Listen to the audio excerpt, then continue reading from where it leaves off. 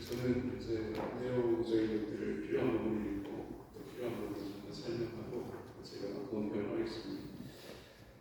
2024년 봄에 기독교 이단 유학회의 창립학회가 개최된 것과 관련하여 하나님께 감사드리고 이렇게 의미 있는 자리에 도줄 박사의 중세 시대와 종교개혁 시대의 이단 변환과 대체 분석에 대한 내용으로 함께할 수 있어서 기쁘게 생각합니다. 특별히 이 창립학회를 통해서 한국교회를 이어가는 이단들에 대한 연구가 더욱 지향되어서 한국교회를 더욱 든든히 세워가는 계기가 되기를 기대합니다. 그리고 신학적이고 학문적인 기반 위에서 이단들에 대한 분석과 판단을 검증함으로써 일선에서 이단 예방을 위해 활동하는 기관들과 사역자들에게도 큰 유익이 될 수 있기를 희망합니다. 종교개혁 이래로 개신교 내에서 다양한 교파들이 등장했고 이에 따라 각 교파 사이의 신학적 입장의 다양성이 공존하고 있지만 그럼에도 불구하고 모든 개신교 교파들은 한 보편 교회의 이론으로서 사도를 가르친다는 공공의 신앙 유산을 공유하고 있습니다. 이러한 전제 속에서 하나님의 영광과 한국교회의 공적인 유익을 위해서 모든 개신교 교파들이 또 협력하고 힘을 모았으면 합니다. 논문 이와 관련해서는 잘 설명하셨기 때문에 제가 넘어가고요. 저희 긍정적 기여 부분을 제가 읽고 잠깐 설명하겠습니다. 본 논문이 주고 있는 긍정적 기여는 다음과 같습니다. 먼저 본 논문은 우리에게 잘 알려져 있지 않은 중세시대의 이단들과 종교개혁 시대의 이단들에 대한 지식을 제공합니다. 즉 중세시대와 종교개혁 시대에 관한 이단들을 각 이단들의 신앙적 특성과 함께 제시함으로써 우리의 교육사적 지평을 넓혀줍니다. 우리는 이제 초대교회와 관련해서 이단에 대한 이해를 많이 가지고 있는데 중세와 종교개혁 시대의 어떤 이단들은 우리에게 상당히 소개되지 않는 게 사실입니다. 그런 면에서 이제 이러한 내용들을 준 거에 대해서 의미 있는 논문이라고 평가합니다. 그리고 다음으로 이제 로마 카톨릭 교회가 규정한 종교개혁자들이 이단들과 그리고 종교개혁자들이 규정한 이단들에 대한 분별적 기준을 제공하는 것과 관련해서도 이 논문에 의의가 있습니다. 이단을 규정하는 성격은 로마 카톨릭 교회와 종교개혁자들 사이에 일치된 부분이 있고 일치되지 않는 부분도 있습니다. 니케아 신조와 칼케돈 신조에 근거한 신론적이고 기독론적인 이단뿐 아니라 난이적이고 영지주의적 이론론적 이단은 두 교파 모두 정체하지만 중세시대의 반성직주의 이단과 복음주의 이단은 두 교파 사이에 판단이 전혀 다릅니다. 종교개혁자들은 두 이단 그룹이 로마 카톨릭 교회를 개혁의 대상으로 규정한 것과 관련하여 정죄받은 것으로 인식했기 때문입니다. 그래서 로마 카톨릭 교회에 문제가 있을 뿐 두 이단 그룹에는 문제가 있다고 보지 않는 것이죠. 그래서 이 논문은 이러한 점을 분명하게 제시하고 있죠. 그래서 이런 판단들과 관련해서 우리가 중세 시대의 이단을 평가할 때 좀 신중하게 우리가 바라보고 또 평가할 필요가 있다고 생각합니다. 끝으로 종교개혁 시각에서 로마 카톨릭 교회와 개신교 사이의 공통점과 차이점을 제시함으로써 개신교 신자들이 로마 카톨릭 교회와 그 교회에 속해 있는 신자들을 신앙적으로 어떻게 이해해야 하는가에 대한 인식을 제공해 주고 있습니다. 많은 신자들이 단편적으로 로마 카톨릭 교회를 이단으로 간주할 뿐만 아니라 그 교회 안에는 원이 없는 것처럼 단정적 판단하지 않도록 세밀한 분별력을 제시하고 있습니다. 로마 카톨릭은 분명히 종교개혁 대상이죠. 그래서 종교개혁자들이 거짓 교회를 규정했고 그리고 교황을 적그리스도로 규정하는 사실입니다. 그래도 불구하고 과연 이단으로 이야기했느냐 라고 할 때 저는 종교개혁사를 전공을 했는데요.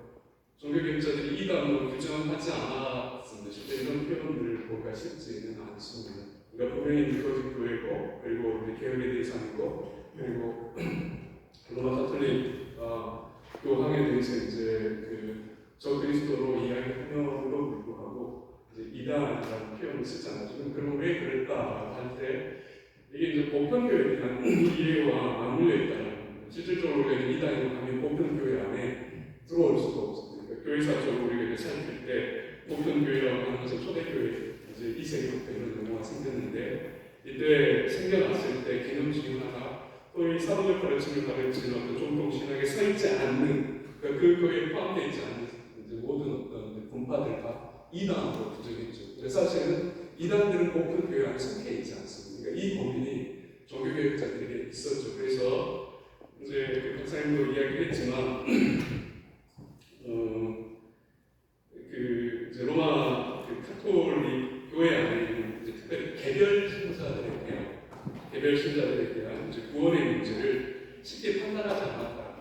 그래서 이제 루터도 마찬가지로 츠빙글, 블링거 그리고 이제 또한 칼빈 대표적으로 그래서 칼빈 대표도 강요뿐만 아니라 그리고 이제 1545년에 쓴 뭐 교회 개혁에 관한 글들을 그리고 대표적으로 프랑스 신앙 고백을 1559년에 이제 칼빈이 초안을 제시했고 그게 이제 프랑스 교회에서 이제 발표가 됐는데 그 안에 이제 28장에 보면 그 28장 전반에 있어서 로마 카톨릭을 신랄하게 비판한 문제가 있다. 개혁을 해야 된다. 그리고 이제 거짓 교회고 분명히 로마 카톨릭 교황에 대한 문제점 이야기하지만 그 다음에 이제 이렇게 표현하고 있습니다.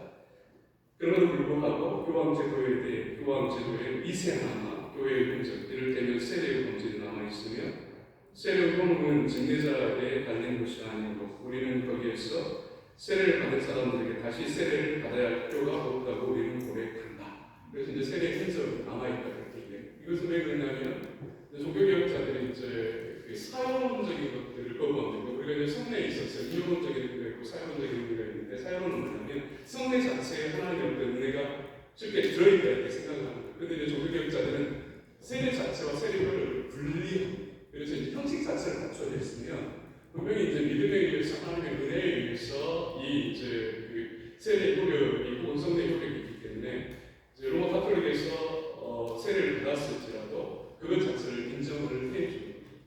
그래서 이제 모든 종교개혁자들에게 확인되는 건 뭐냐면 성례의 흔적이 남아있다. 그리고 이제 교회의 어떤 흔적이 남아있다. 이런 표현들이 다 모든 종교개혁자들의 글들에 확인되어 있다라는 것이죠. 실질적으로. 그래서 제가 이것과 관련해서 이제 보는 건 뭐냐면 절대로 종교개혁자들이 감정적으로 평가하자. 그러니까 저희는 쉽게 생각하면 1959년에 이제 프랑스 신앙 고백서가 작성되었을 때는 프랑스를 생각하면 바퀴를 시대였습니다. 이분들이 엄청나게 많은 사람들이 죽었고 이제 로마 카톨릭에 의해서 핍박을 받는 시대였는데 절대로 자기의 감정으로 어떤 이제 평가를 하지 않았다. 그러니까 그 당시 이제 박해받는 개신교도들을 생각하면 카톨릭은 이단이고 거기에 구원이 없다 이렇게 이야기하는 게 가장 쉬움에도 불구하고 그런 표현을 단 한 번도 쓰지 않았다. 그러니까 저는 이제 이단 연구와 관련해서 이런 부분에 대한 절제, 정말 어떤 성경적이고 이제 신학적인 어떤 객관성 위에서 우리의 감정을 매진한 채 정말 아주 냉정하고 이제 합리적으로 그리고 이제 논리적으로 이제 이런 어떤 접근을 하는 그런 자세가 필요하고 저는 이제 종교개혁자들에게서 이제 이런 부분을 본 것이죠. 그리고 이제 개선과 논의점을 좀 보겠습니다. 먼저 중세시대의 이단들과 종교개혁 시대의 이단들이 언제 누구에게 어떻게 정제되는가를 좀 더 자세히 소개했으면 좋겠다라는 겁니다. 그러니까 이제 이단이라는 걸 이야기할 때 언제 이제 이단 어떤 정제가 이루어졌는지 이런 어떤 표현들이 좀 정확하게 좀 있어서 더 좋은 자료로 쓰는 데 있었겠다고 생각합니다. 다음으로 중세시대의 로마 카톨릭 교회가 이단을 분별하는 기준을 좀 더 분석적으로 이제 제시했으면 하는 점이죠. 그래서 총대교회와 중세시대 교회 신앙의 연속성과 관련하여 로마 카톨릭 교회가 어떤 이제 신학적 기준을 가지고 이단을 규정했는가를 좀 더 명확하고 논리적으로 제시했다면 본문의 가치는 훨씬 더 의미가 있을 것입니다. 그러니까 이제 여러분 한번 생각해 보세요. 우리가 이렇게 질문하시죠. 왜 종교개혁자들이 많고 로마 카톨릭이 틀린가? 여기에 대한 답을 종교개혁자들이 내려야 했습니다. 그랬을 때 종교개혁자들이 핵심적으로 내린 답 중에 하나가 뭐냐면 이 사도적 가르침에 근거한 정통 신학에서 로마 카톨릭이 벗어났을 때 종교개혁자들은 그래서 해방한다는 뜻이었어요. 실질적으로. 그래서 그 기준을 가지고 소위 1500년의 역사를 평가한 겁니다. 그래서 그 기준에서 벗어나는 그 모든 어떤 교파들을 다 이단으로 규정을 한 것이죠. 실질적으로. 그래서 이제 그런 측면에 있어서 이제 로마 카톨릭을 좀 더 우리가 이제 평가할 때 좀 이제 분석적으로 접근할 필요는 있다. 그러니까 내용적인 측면에 있어서 제가 이제 그 제시한 부분은 다 어느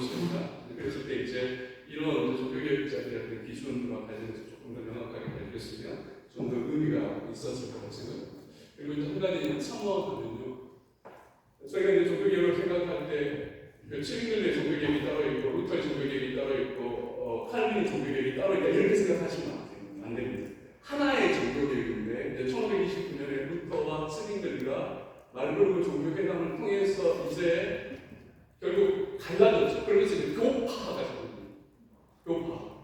그래서 이제 그러면서 이제 교파적인 의미가 생겼죠. 그럼에도 불구하고 이제 루터파든 이제 칠링글이 개혁파든 신앙의 공동 유산이 있고 거기에 이제 개혁파였던 신앙적 특성, 루터파였던 신앙적 특성이 있으면서 교파적인 어떤 신앙의 어떤 정체성 정립이 되면서 지금까지 그 교파적으로 이렇게 정리가 된 겁니다. 그래서 여러분들이 생각할 때 종교개혁이 따로 있을까? 세 가지 종교개혁이다. 이렇게 절대 생각하면 안 되고 종교개혁은 하나이다. 그래서 종교개혁과 관련해서 이제 우리가 그런 이해를 가져야 이단을 명확하게 분명할 수 있습니다. 그래서 2000년의 역사, 그러니까 지금 이제 500년 이후에서도 2000년 역사의 어떤 객관적 신앙의 어떤 기준이 있다는 거예요. 이 기준을 가지고 오늘날 우리가 이단을 평가하지 않으면 저는 이단 연구와 이단의 평가가 혼란 속에 빠진다고 생각합니다. 그런 부분을 우리가 주목할 필요가 있다라고 생각하는 것이죠. 그 다음에 끝으로 본 논문의 이제 구성에 있어서 전체 평가와 결론에 대한 부분을 여기서 좀 하고 싶어요. 저는 이제 오래 연구 이단 활동을 하셨기 때문에 이제 지금 현대를 위해서 이제 조금 이제 그 현대에 비춰서 평가와 그리고 결론 부분이 조금 있었으면 했는데 이 부분이 좀 없어서 아쉬운 면이 있었습니다. 아무튼 이제 이런 이해 속에서 제가 몇 가지 이제 질문을 하겠는데 되게 이제 단편적인데 첫 번째로 중세시대와 중세시대 이단 규정과 조력시대 이단 규정을 이제 기준으로 볼 때 오늘날 우리가 이단을 규정할 때 어떤 기준을 가져야 한다고 생각하는데 제가 앞서 이제 설명을 좀 해드리고요. 분명하게 이제 그 박사님 어떤 생각을 가지고 있는지 한번 듣고 싶었고요. 둘째로 교파적 다양성에도 불구하고 모든 이제 교회는 가시적 보편 교회 이론이기 때문에 전체 교회가 동의할 수 있는 신학적 기준을 마련하는 것이 좋다고 생각하는데 이제 어떻게 그 일을 이룰 수 있다고 생각하는지 한번 묻고 싶습니다. 즉 초대교회로부터 현대교회까지 계속된 보편 교회의 신앙 규범과 윤리 규범 규정을 뿐만 아니라 이 규정에 따라서 현대 이단들을 평가하는 것이 가능하다고 생각합니다. 저는 이제 가능하다고 생각하는 것이죠. 왜 그러냐면 이제 종교개혁자들이 이제 1500년 역사를 평가하는 그 기준을 가지고 그 이후에 어떤 연속성의 문제를 우리가 생각을 한다고 하면 분명히 어떤 이제 객관적 진리를 도출할 수 있고 사도적 가르침에 어떤 객관적 도출을 할 수 있다고 생각하고요. 그 기준 속에서 우리 좀 더 명확한 이제 이단 규정에 대한 어떤 이제 규범 혹은 어떤 평가할 수 있는 어떤 그 학문적이고 어떤 신학적인 어떤 내용을 마련할 수 있다 이렇게 생각합니다. 그다음에 세 번째로 종교개혁 이래로 이제 교회 안에서 실제로 활동했던 이단들과 학교 안에서 이제 학문적으로 드러낸 이단들과 이제 대표적으로 서신야주의가 학문적인 어떤 이제 이단이라고 할 수 있는데요. 대한 이제 판단과 정체가 필요함에도 불구하고 오늘 학문 영역에서 논의된 이단적 가르침에 대해 어떤 태도를 갖는 것이 지혜롭다고 생각합니다. 설교를 통해서 이승훈 교수님께서 설교를 통해서 이야기하고 있으면 그거 현실적으로 쉽지 않은 부분입니다. 아주 이제 고민이 많은데 이 부분에 대해서 이제 이단 연구가들이 분명히 좀 명확하게 좀 정리를 할 필요는 있다. 이제 이런 생각을 했는데 이 부분에 대해서 이제 조금 의견을 듣고 싶습니다.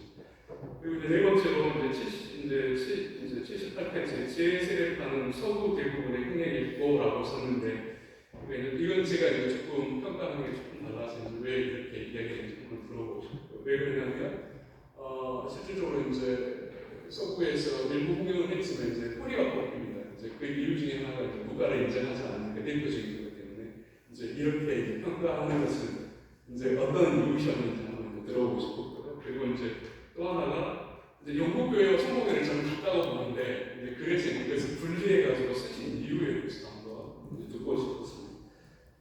이게 이제 제 제목이고요. 이제 귀한 논문을 통해서 우리 모두에게 유익을 주신 이독술 박사님의 노고를 진심으로 경명하고 감사합니다. 저희 많은 부족함에도 불구하고 이렇게 논평을 한 점에 대해 깊은 이해를 구하며 앞으로의 모든 연구에 한국교회의 이단 연구에 큰 기여가 되기를 기대합니다. 이것으로 제 논평을 마치겠습니다.